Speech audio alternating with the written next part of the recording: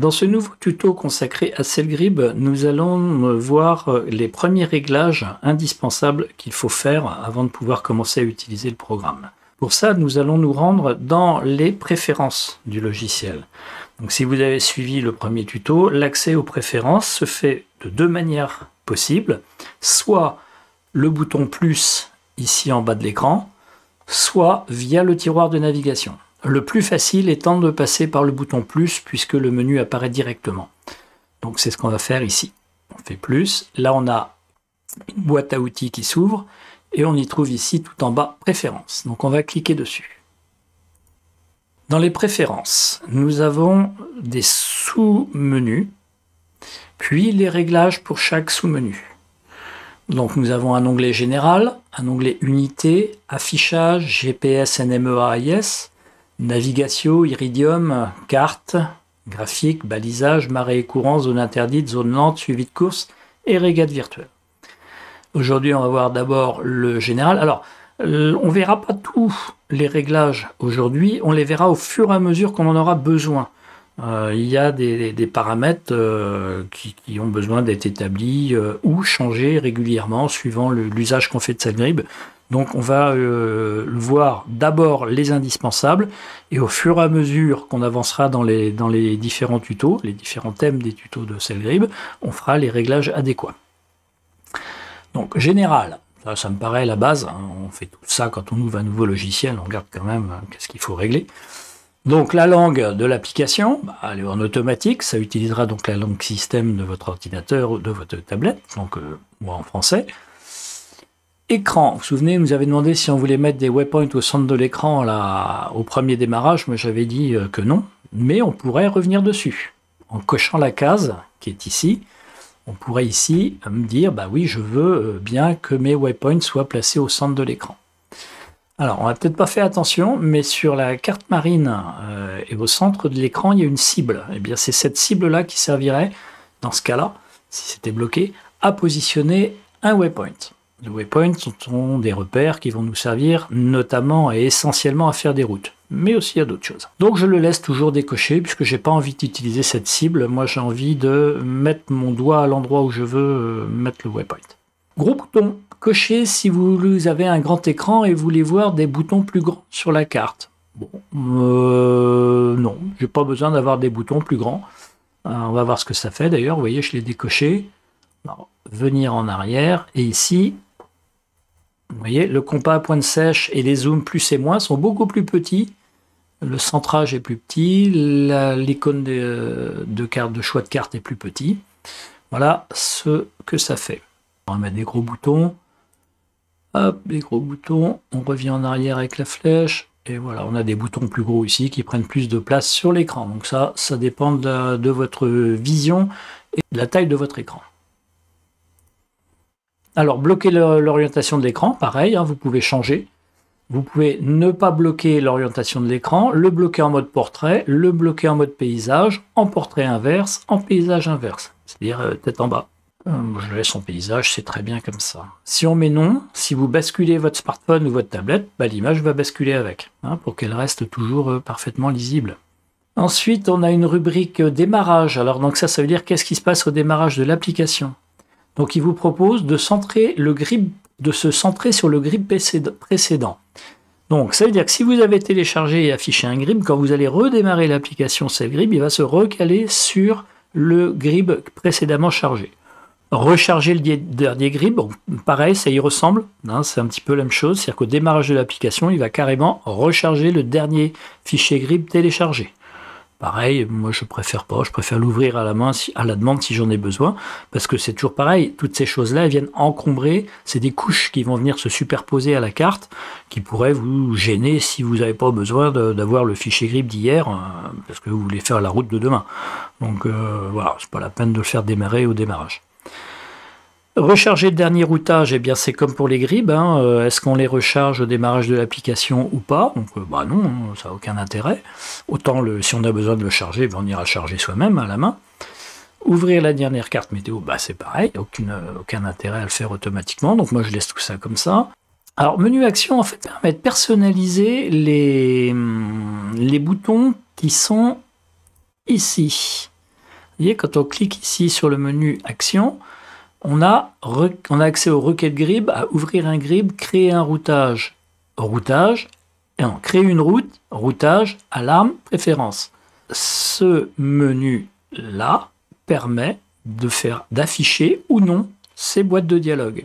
Alors, il y en a qui sont qu'on ne peut pas changer, et il y a ouvrir un grib qu'on n'est pas obligé de faire apparaître, les alarmes qu'on n'est pas obligé de faire apparaître, et les préférences qu'on n'est pas obligé de faire apparaître dans cette boîte de dialogue, puisqu'on y a accès par le tiroir de navigation. Sauf que c'est plus rapide d'aller par là. Donc les alarmes, je les laisse. Je les laisse. Je pense que si j'ai besoin d'activer une alarme ou d'ouvrir un grip, c'est plus rapide de passer par ce bouton-là que de faire autrement. Donc je les laisse apparents dans cette boîte de dialogue. Ici, on a un réglage dit avancé. Alors dans avancé, on a les logs. Écrire dans un fichier log. Je vais le cocher. C'est vachement important. Pourquoi c'est important? Parce que le fichier log va être un fichier qui sera transmis en cas de besoin d'assistance auprès du développeur de Cellgrib. C'est un fichier qui va contenir toutes les données du fonctionnement du logiciel. En cours de navigation, il va enregistrer toutes vos coordonnées de navigation et tout ce qui s'est passé sur le logiciel pendant son utilisation. Donc le développeur recevra ce fichier log, l'analysera et pourra voir s'il y a un bug dans son programme ou s'il y a un bug chez vous, et pourra vous expliquer comment y remédier. Donc c'est important, très très important d'avoir ce fichier log de cocher. Effacer les données de navigation, ça c'est pour remettre à plat le programme, pour le redémarrer, le remettre en service en cas de gros bug, pour le remettre à zéro comme au moment de son premier téléchargement. Par contre, vous ne perdrez pas des données qui auraient pu être téléchargées comme vos cartes marines qui fera l'objet d'un prochain tuto. Ça, vous les perdrez pas. Donc, c'est pas voilà, c'est plus de la personnalisation. Dans avancer, à part cocher les logs qui est important, le reste, c'est à vous de voir. Rubrique unité.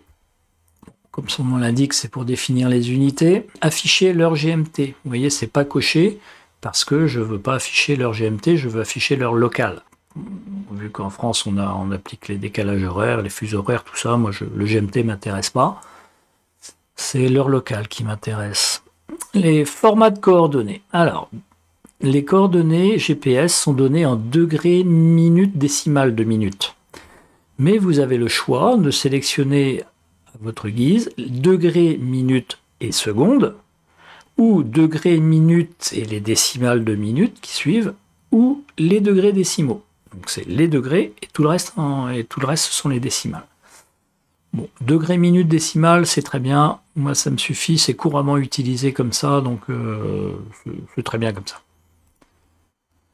Unité de température, Celsius ou Fahrenheit. Unité de vitesse du vent, là vous pourriez faire afficher le vent en force Beaufort, en 1000 par heure, en kilomètres par heure, en mètres par seconde. Affichage des directions du vent, en degrés ou en cardinal. Alors je ne vous cache pas que le mode cardinal, je ne l'ai jamais utilisé. Moi je reste en degrés, j'aime bien qu'ils me disent, il vient de... Unité de vitesse du bateau, pareil, on a le choix entre le nœud, le 1000 par heure, le kilomètre par heure ou les mètres par seconde. Unité de profondeur, le mètre, le pied ou la brasse, suivant vos habitudes.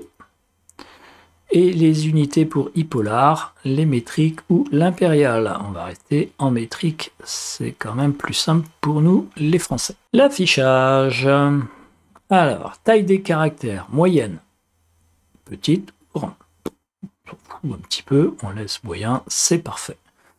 Les boutons de zoom, est-ce qu'on veut les voir apparaître sur l'écran ou pas? Alors, moi je les ai fait apparaître, enfin ils apparaissent d'office au démarrage. On peut s'en passer. L'avantage quand même du bouton de zoom, c'est que sur un écran qui aurait pris beaucoup d'eau de pluie et dont l'aspect tactile commence à être perturbé par l'eau, toucher un bouton, ça sera plus fonctionnel que d'essayer de faire glisser ses doigts. Donc c'est une deuxième option qu'on a. Elle n'encombre pas trop l'écran, on peut la laisser. Niveau de zoom, cocher pour afficher le niveau de zoom. Allez, on va le mettre. On verra qu'on sera en Z1, Z2, Z3. Trait de côte, dessiner le trait de côte sélectionné, ça vous verrez, fonction de vos aspirations, comment vous verrez. Moi, je les mets pas. Les grilles de coordonnées, je les fais pas afficher non plus. L'échelle, c'est pareil, sur une tablette, ça n'a pas grand intérêt. Hein. Autant c'est extrêmement important sur une carte papier, autant sur un écran tactile, ça n'a aucune importance, puisque de toute façon, vous n'avez pas besoin de connaître l'échelle, puisque vous n'allez pas arrêter de zoomer et de dézoomer sur votre écran. Donc le niveau d'échelle, on s'en fiche, mais alors complètement. GPS, NMEA, AIS, ça, on y viendra dans un tuto dédié. Navigatio, pareil.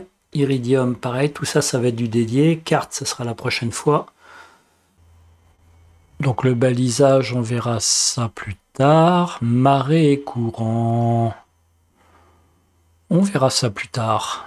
Zone interdite aussi. Zone lente, suivi de course et régate virtuelle. Je ne vous en reparlerai pas parce que je ne connais pas la fonction. C'est lié à Sailgrib, à Virtual Regatta, pardon. Et je ne sais pas en servir, donc on verra. Non, je ne vous en parlerai même pas. Et voilà, nous avons fait là les premiers réglages indispensables. Dans les préférences du programme, on a choisi la langue, on a choisi nos préférences d'utilisation du programme, on a choisi nos unités, on a choisi qu'est-ce qu'on voulait faire apparaître sur les fonds de carte. C'est déjà bien, on pourra aller un petit peu plus loin ensuite.